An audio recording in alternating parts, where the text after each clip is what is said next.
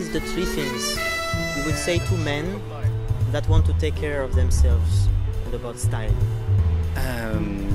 Dunque, io credo che non ci siano consigli su come vestirsi, come scegliere gli abiti, perché è una cosa del tutto personale.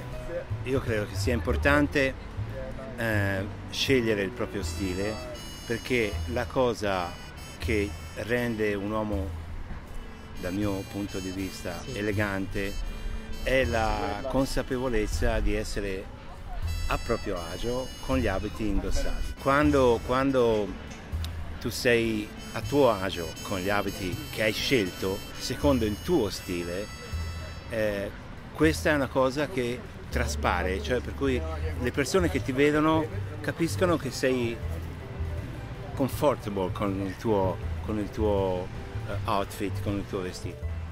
E quello che vedo qua, per esempio, è che molti si vestono per l'occasione, cioè per pitti, ma è evidente che non sono a proprio agio nei loro vestiti. Ecco, questa è una cosa che io sconsiglio del tutto a una persona che vuole apparire elegante soprattutto.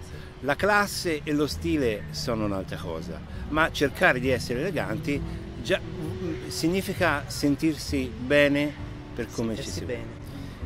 E per cui non è che ti do 3 consigli dicendoti la giacca non lo so, marrone sta male con i pantaloni blu, perché tanto questa è questione di gusto, perché anche se tu indossi qualcosa che nei dettami della moda o dell'abbigliamento classico può sembrare sbagliata, ma se tu la indossi con gusto, con garbo e tu senti che sei a tuo agio con quel tipo di abbigliamento, probabilmente le persone comunque ti diranno: ah, sei elegante. Comunque il consiglio è che comunque quando tu hai il tuo abbigliamento addosso, il tutto possa essere armonioso, per cui l'armonia del vestire è secondo me la cosa più elegante che tu possa fare. Sì, perché come capita, spesse volte si tende ad esagerare un po', no? Con i dettagli, ecco, quando uno è in armonia con se stesso, si vede bene, senza esagerare, non c'è bisogno di colpire particolarmente qualcuno, ecco, a quel punto lì secondo me arrivano i risultati sotto forma di qualcuno che ti dice: ah, beh, sei elegante. L'ultima cosa che è importantissima e che, torno al discorso di Pitti, vedo che è quasi scomparsa, è il fatto che l'abbigliamento è solo una parte di ciò che di tutto ciò che racchiude l'eleganza, la classe o lo stile, perché l'abbigliamento sì è importante, però probabilmente ancora più importanti sono le buone maniere.